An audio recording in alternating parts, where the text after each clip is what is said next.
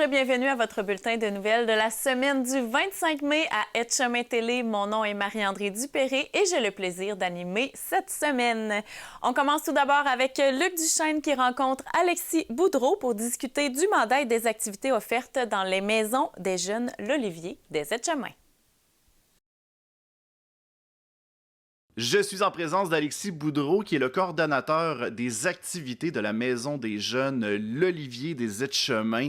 Monsieur Boudreau, est-ce que vous pourriez nous expliquer d'ailleurs quel est le mandat principal de votre Maison des Jeunes? En fait, le mandat de la Maison de jeunes, c'est le même mandat pour toutes les maisons de jeunes à travers le Québec. C'est d'accompagner les adolescents de 12 à 17 ans pour qu'ils deviennent des adultes actifs, critiques, autonomes et responsables dans une société là, comme la société québécoise. D'accord. Et j'imagine que tout ça est supervisé par des responsables, des bénévoles. À quoi peut ressembler l'organisation de telles activités? Ben, en fait, là, comment ça fonctionne?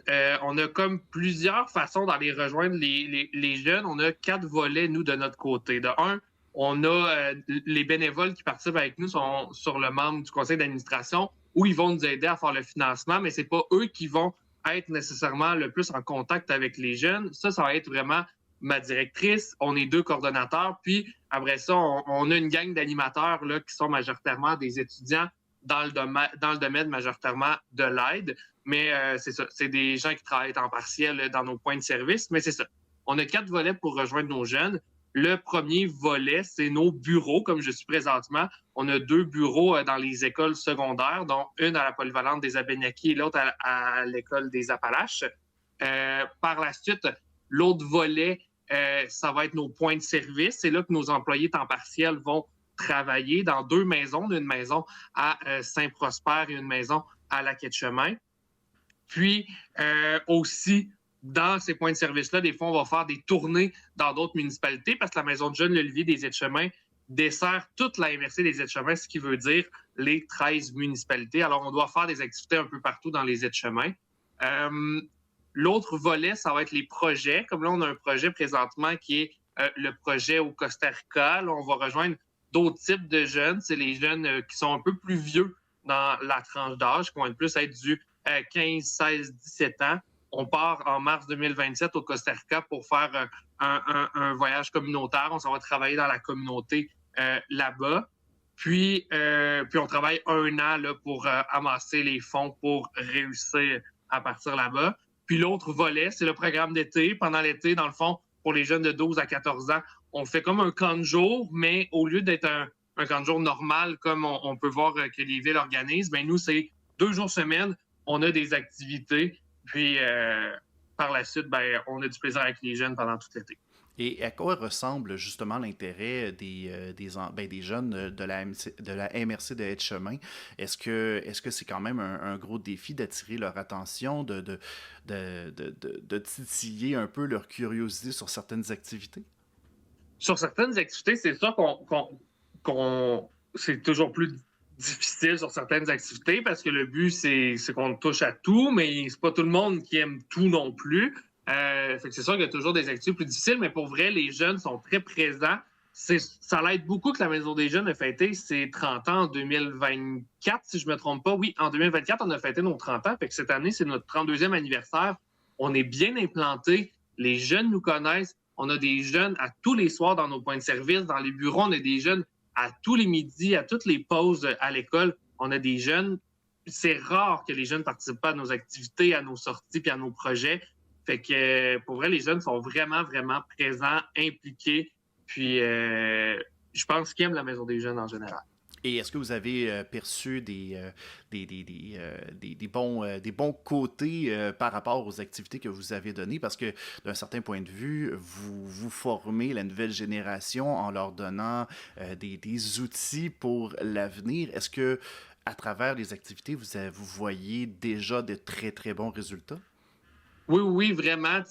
Nous, on ne fait pas tant de suivi auprès de chaque jeune. C'est pas notre mandat de faire ça. Nous, notre but, c'est vraiment de les accompagner sans faire trop de suivi. Mais on le voit quand même, notre impact qu'on a sur les jeunes dans le fait qu'ils s'impliquent plus dans leur communauté parce que on leur montre comment faire ça. C'est entre autres le volet actif, être actif dans sa communauté. Oui, c'est de travailler, mais c'est aussi de s'impliquer, de faire du bénévolat. C'est ce qu'on leur montre. Fait que ça, on le voit, entre autres.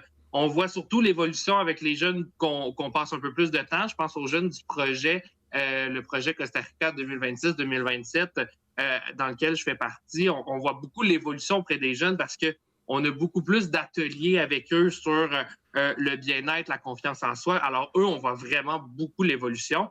On le fait avec les autres jeunes, mais vu qu'on les voit peut-être un peu moins souvent, régulièrement, ben, l'évolution, on la voit peut-être un peu plus tranquillement. Mais on a aussi un volet, tout ce qui est prévention sur le tabagisme. Ça, c'est ma collègue coordonnatrice là, qui fait plus du travail de proximité, justement, puis elle s'occupe du soutien jeunesse qui, elle, va parler des saines habitudes de vie, prévention sur le tabagisme, sur l'alcool, sur les boissons énergisantes. Alors, tu sais, on essaie de leur montrer comment devenir des adultes responsables.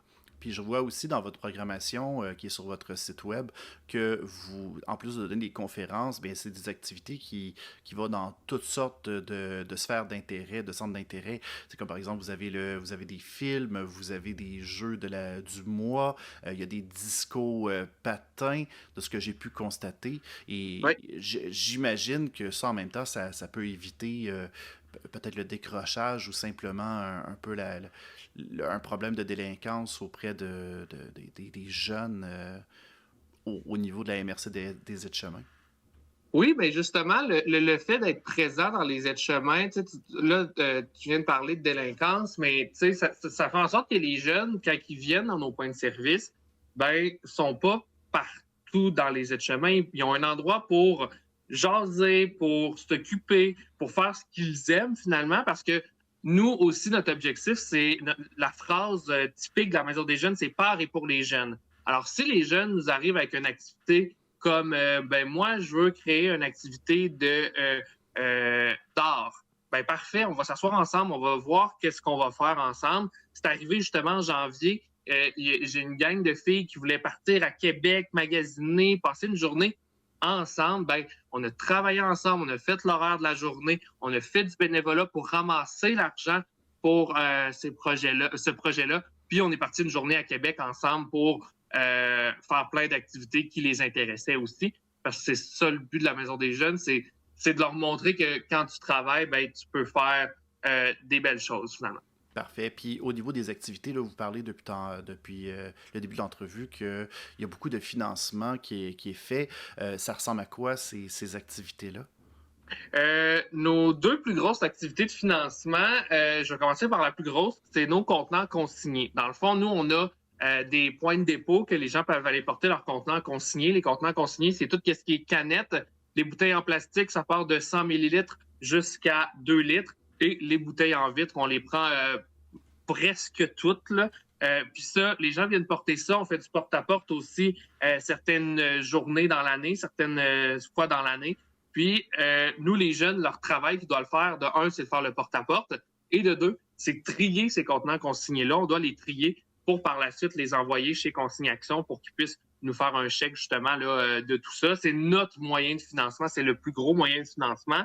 Autre moyen de financement qu'on a aussi, tu en as parlé un peu tantôt, là, c'est les discos patins. C'est un moyen de financement, dans le fond, c'est un événement que les gens viennent patiner. Il y a une partie de hockey par la suite à la fin de l'événement. Puis, c'est 5 $ à l'entrée. Puis, c'est une façon, dans le fond, nous, de faire du financement pour nos projets puis pour la Maison des jeunes en général. Et toutes les personnes qui travaillent à la Maison des jeunes, j'imagine que c'est des bénévoles qui viennent donner leur part ou bien c'est quelque chose qui est subventionné par une subvention du gouvernement pour pouvoir aider au moins les travailleurs des Maisons des jeunes? Oui, dans le fond, on a des subventions du gouvernement provincial et fédéral. On est majoritairement subventionné par le C3S avec, là, je cherche un peu c'est quoi le nom précisément de la PSOC. C'est ça que je cherchais. On est subventionné par la PSOC, mais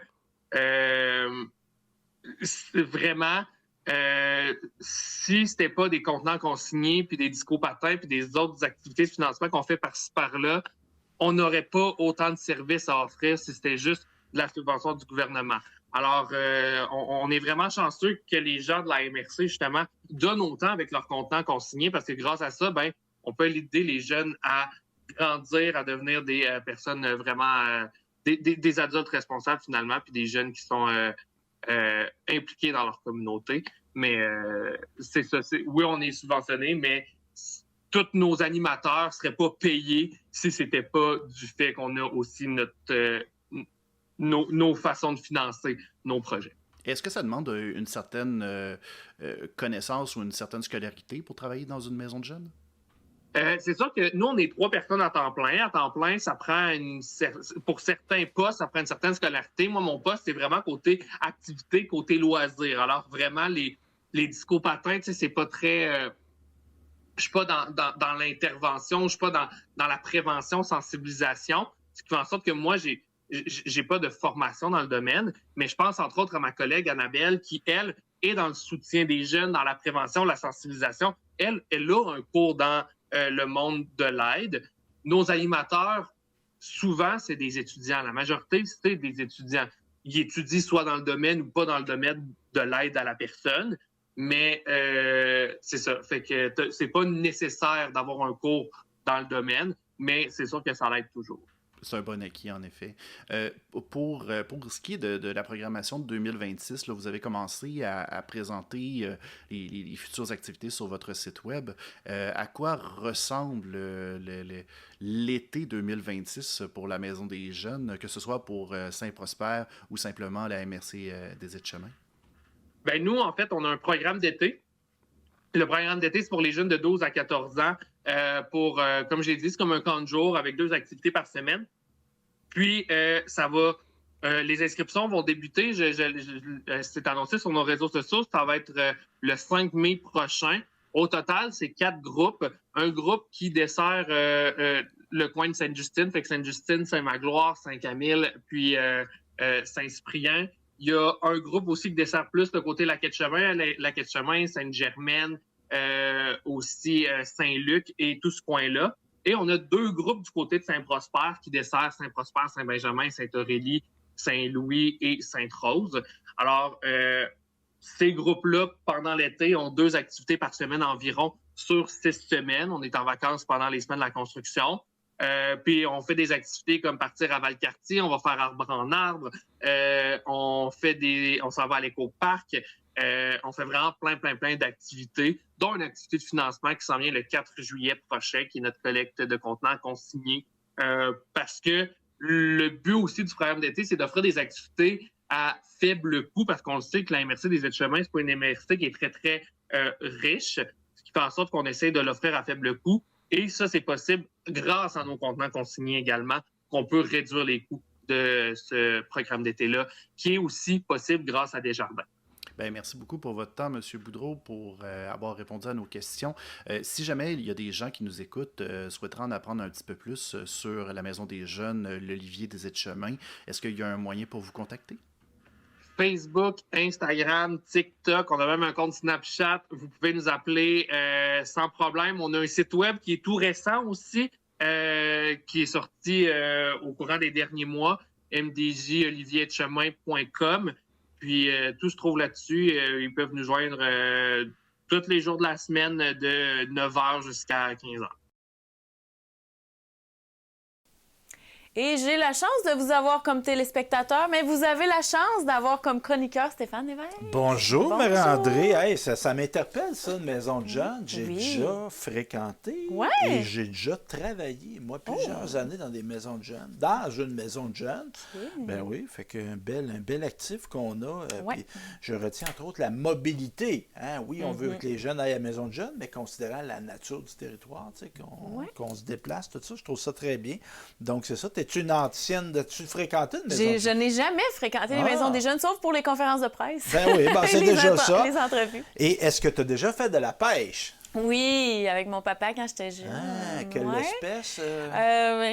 Des poissons. Là. Des poissons. Des poissons. C'est ça, c'est des petits poissons dans un lac ensemencé, par contre. Ça devait être de la truite. Oui, puis pêche au saumon. Pêche au saumon dans mon patelin d'origine, As-tu déjà pris? Kamouraska. Pogné? Ouais, c'est plus l'instructeur qui l'avait pris, mais c'est impressionnant. C'est un combat, ça, là. Oui, c'est un combat. C'est un combat, c'est quelque chose. Et on va avoir une fête de la pêche à Lac-Etchemin. Wow. C'est pour ça que je te parle de ça, puis je vous parle de ça à vous. C'est le 31 mai, de 9h à 15h. Et moi, ce que je sais de la pêche, j'ai pêché. Ouais. J'ai pêché beaucoup dans ma vie, dans tous les sens du temps. J'ai fait de la pêche aussi.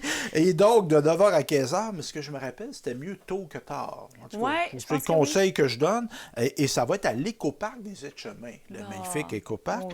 Et c'est réservé aux 6 ans et plus. Et il y aura des hot dogs et des breuvages sur place. Pour les 6 ans et moins. Oui, peut-être. On pourra partager les hot dogs avec tous. Et on doit s'inscrire quand même. On contacte le bureau municipal de la municipalité de Lac-Etchemin au 418-625-4521.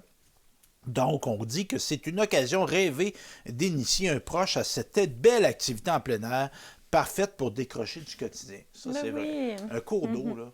Mais c'est sûr, moi, moi, j'aime ça, contempler, mais pas tant que ça. OK. Fait que moi, la pêche, ce qui est bien, c'est que ça me permet de contempler puis d'être aussi un petit peu en action. Une petite action, oui, c'est ça. Donc, c'est ça.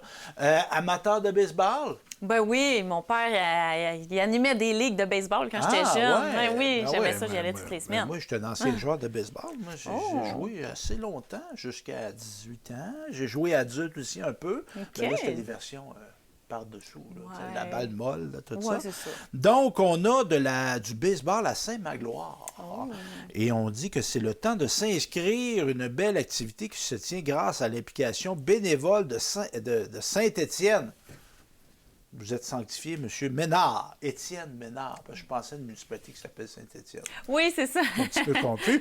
Donc, grâce à l'implication de Étienne Ménard, Frédéric Labonté et Marc-André Lapointe, qu'on remercie justement. Et on peut s'inscrire en téléphonant au bureau municipal de Saint-Magloire au 418-257-4421. Et ça va jouer ça du 25 juin au 20 août avec 2 exceptions pour les vacances, 23 et 30 juillet. Ouais. Prendre pause. Et c'est pas cher. Coût 10 $. Et on est gentil en plus. Si on n'a pas d'équipement, on peut vous en fournir, les enfants. Fait qu'il n'y a pas de raison pour ne pas y aller. On a aussi du baseball mineur à Lac-Etchemin. Et on lance l'invitation. Ton enfant veut essayer un nouveau sport ou poursuivre sa passion pour le baseball. On l'attend avec enthousiasme. Cette année encore, les activités se feront regrouper avec les municipalités de Saint-Odilon et Saint-Prosper.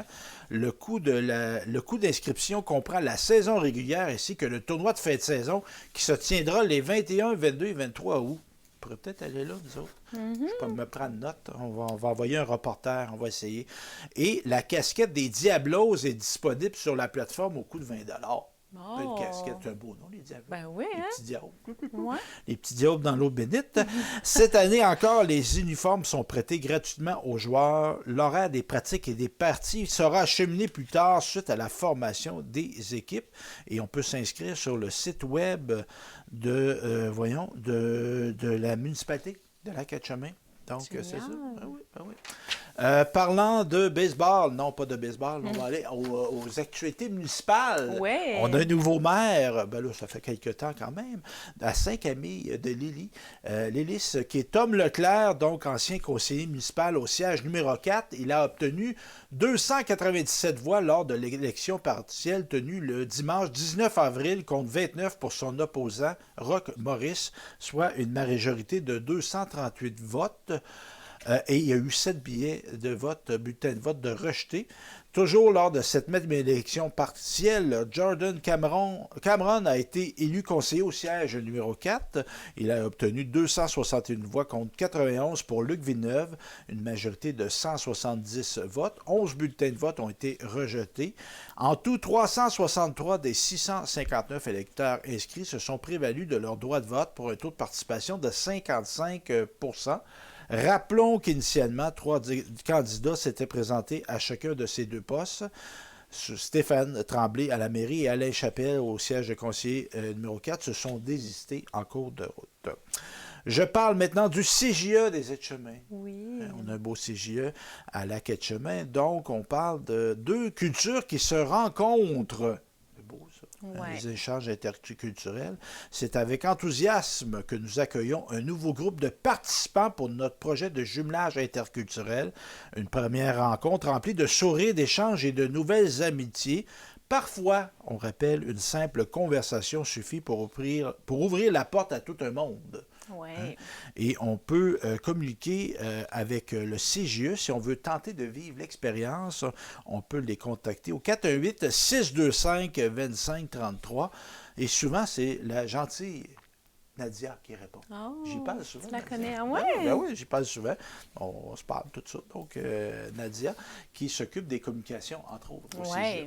Et on parle maintenant de virage numérique inclusif. Mm-hmm. Parce que tu sais peut-être, parce qu'il y a des gens qui nous regardent qui n'ont peut-être pas accès à des ordinateurs. Ben non, je On pense doit. à ma grand-mère. Bon, Mm-hmm. qui n'ont pas accès à un téléphone intelligent, Ouais. qui n'ont peut-être pas les capacités non plus de le faire. Mm-hmm. Soit Ou par l'envie d'apprendre aussi. Oui, ça peut. Donc, ça inquiète un peu le protecteur du citoyen. Mm-hmm. C'est une entité qu'on a au Québec, ça, qui est là pour défendre, protéger, le nom le dit, les citoyens. Donc, considérant les obstacles que pose la technologie pour certains groupes, le protecteur a sorti un guide des bonnes pratiques pour des services publics inclusifs à l'ère du numérique qui a été fait à l'intention des ministères et organismes gouvernementaux. Le guide vise à sensibiliser ces organismes aux effets du virage numérique sur les personnes qui n'ont pas la capacité et les outils nécessaires pour utiliser la technologie. Il a été développé notamment après consultation d'organismes qui travaillent auprès des personnes confrontées à des difficultés d'accès à la technologie, incluant les non-utilisateurs. Je cite Marc-André Daure, qui est le protecteur du citoyen. La technologie ne doit pas être considérée comme une solution universelle. Elle pose des défis pour plusieurs personnes et elle peut entraîner de l'exclusion ou un renoncement aux droits. Le volet numérique des services publics doit donc être pensé pour répondre aux besoins de toute la population. C'est la technologie qui doit s'adapter à l'humain et non l'inverse. Ajoutons que le virage numérique permet à plusieurs personnes de bénéficier d'un accès plus rapide et plus flexible aux services publics. En ce sens, il renforce l'exercice de leurs droits. Toutefois, bien que la technologie simplifie certaines démarches, elle peut aussi les allonger et les complexifier. En effet, le protecteur du citoyen a constaté que le virage numérique demeure inéquitable pour des personnes qui ne savent pas utiliser la technologie et ne possèdent pas les outils ou n'ont pas accès à Internet. À titre d'exemple, certaines personnes doivent interagir fréquemment avec les services publics pour des besoins essentiels tels que le logement social ou l'aide financière. Ce sont souvent ces mêmes personnes qui rencontrent les plus d'obstacles liés au numérique. Les difficultés d'accès peuvent être causées par un manque d'aisance ou de connaissances. Elles peuvent aussi être liées à des facteurs socio-économiques ou géographiques, au niveau d'études, au statut migratoire, à l'âge ou au handicap. Plus les facteurs se cumulent, plus le risque d'exclusion augmente. Le guide vise donc à sensibiliser les ministères et organismes à la conception de plateformes plus inclusives.